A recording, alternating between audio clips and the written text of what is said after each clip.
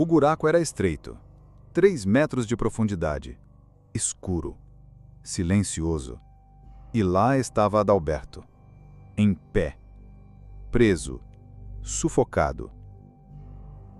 A cena parecia tirada de um filme de terror, mas era real. Ele não gritava mais, não se mexia. As tábuas comprimiam seu corpo como uma armadilha precisa, como se ele tivesse sido cuidadosamente encaixado. Ao lado dele, um celular intacto. Mas nenhuma câmera funcionando. Nenhuma imagem do que aconteceu. Nada além do silêncio. 5 seguranças estavam de plantão naquela noite no autódromo de Interlagos. 4 deles entregaram seus celulares à polícia. Todos estavam zerados. Nenhum dado.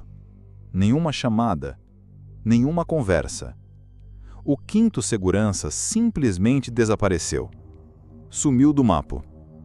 E junto com ele, pode ter sumido também a resposta para a pergunta que assombra todo o país. Quem colocou Adalberto naquele buraco? E por quê? O caso começa oficialmente às 3h12 da madrugada. O carro de Adalberto foi encontrado parado no acostamento da BR-160. Portas travadas. Chave no contato. Nada parecia fora do lugar, até que notaram o mais importante. Adalberto não estava lá. A carteira, os documentos, o celular, tudo no carro. Tudo normal, menos o principal. Ele havia sumido. A primeira hipótese levantada foi de desaparecimento voluntário. Mas quem conhecia Adalberto sabia que isso não fazia sentido. Um empresário de 36 anos, com compromissos agendados, sem dívidas relevantes, sem histórico de fuga. Em menos de 48 horas, a polícia já descartava a ideia de um simples sumiço e começava a montar um quebra-cabeça de pistas e silêncios. Durante 2 semanas, nenhuma resposta. Câmeras de segurança foram analisadas, ligações rastreadas, rodovias checadas, hospitais visitados. Nada, nenhuma pista. Até que no dia 30 de maio, uma ligação anônima levou os investigadores até um canto isolado do autódromo de Interlagos, um lugar onde ninguém costuma passar. Nos fundos do cartódromo havia uma tampa de madeira. Debaixo dela, um buraco de 3 metros de profundidade. Escuro. Friamente cavado. Dentro, o corpo de Adalberto. Em pé. Encostado. Travado entre tábuas e restos de cimento. Estava sem calça. Sem sapatos. Mas com o mesmo celular no bolso. A cena parecia montada. Não havia sangue. Nenhuma marca de luta, nenhuma digital. A única câmera de segurança do local estava quebrada. A câmera do capacete que ele usava naquela noite havia desaparecido. E o boné que eu usava também sumiu. Nada parecia por acaso. Foi isso que chamou a atenção dos peritos. Adalberto não havia caído ali. Ele foi colocado, posicionado, como se alguém tivesse preparado o cenário com cuidado. As tábuas laterais não estavam ali por acidente. Foram colocadas para manter o corpo na vertical, sem deixar que caísse. Era como um caixão improvisado, mas em pé. O veredito foi direto. Morte por asfixia por compressão torácica. Ele ficou preso entre as tábuas, sem espaço para respirar. Morreu sufocado, lentamente. E mais, a ausência de marcas externas e de digitais indicava que o local havia sido limpo, higienizado, varrido. O corpo não foi morto ali. Foi levado, colocado e ocultado. E o mais assustador, o buraco poderia nem ser para ele. Naquela semana, havia obras de fundação sendo feitas no autódromo. Concreto seria despejado em breve. Se o corpo tivesse descido mais, talvez nunca fosse encontrado. Mas algo deu errado. Adalberto travou na descida. E isso pode ter mudado tudo. Com os celulares dos seguranças em mãos, a polícia deu início a uma das etapas mais importantes da investigação: a recuperação dos dados apagados. Uma missão lenta, técnica e delicada. Mensagens deletadas, fotos ocultas, registros de localização, chamadas não finalizadas, tudo poderia estar ali, mas era preciso tempo e estrutura. A delegada Iváulia Leixo foi clara. Hoje o crime é digital, mas nem toda delegacia tem equipamentos ou pessoas capacitadas para isso. Por isso, os celulares foram enviados a núcleos especializados, como os existentes em Campinas, Sorocaba e Bauru.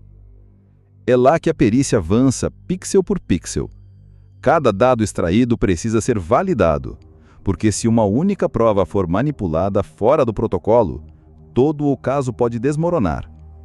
E enquanto os dados eram recuperados, todos os seguranças optaram por silêncio. Nenhuma confissão, nenhuma explicação, nenhuma fala. E foi aí que uma nova pista apareceu. A movimentação digital dos celulares dos seguranças revelou padrões suspeitos, horários incompatíveis com os depoimentos, chamadas feitas minutos antes da última localização do celular de Adalberto. E mais, o único celular que ainda não foi encontrado, o do segurança desaparecido, pode conter a ligação que liga tudo: o local do crime, os envolvidos e a ordem para silenciar. 2 investigadores do DHPP passaram 48 horas analisando imagens ruins, de baixa resolução, com falhas de gravação, e mesmo assim conseguiram identificar veículos entrando fora do horário. 2 deles não constavam na lista oficial. Conseguiram também flagrar 2 seguranças circulando em áreas restritas, no exato momento em que Adalberto teria sido levado para o fundo do autódromo. Mas a imagem do corpo sendo colocado no buraco não existe. Foi preciso acionar o setor de perícias em artes forenses para tentar clarear os vídeos, quadro a quadro. Tudo em busca de um fragmento, de uma imagem, de um movimento que revelasse o que aconteceu naquela madrugada. Por enquanto, tudo o que se tem são pedaços soltos de uma história que foi arquitetada para não ser contada. Mas quando a justiça tarda, é como se ela negasse a própria dor de quem ficou.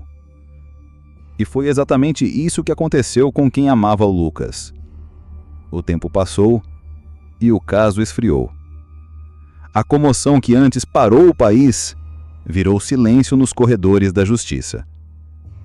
Testemunhas sumiram, provas foram perdidas. E o principal suspeito estava vivendo a vida como se nada tivesse acontecido. Foi aí que a mãe do Lucas fez algo que ninguém esperava. Ela parou de esperar e começou a agir. Em uma carta aberta publicada num site local, ela escreveu: "Não quero vingança, quero a verdade e quero paz, mas sem justiça não existe nenhuma das duas." A carta viralizou. Pessoas começaram a se mobilizar. Grupos voluntários, jornalistas independentes e até investigadores aposentados se uniram para revisitar o caso. E foi em uma dessas investigações paralelas que surgiu a informação que mudou tudo. Um áudio.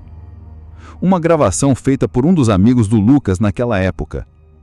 Ele nunca entregou à polícia por medo, mas com o passar dos anos, o peso ficou insuportável. O áudio mostra claramente uma ameaça.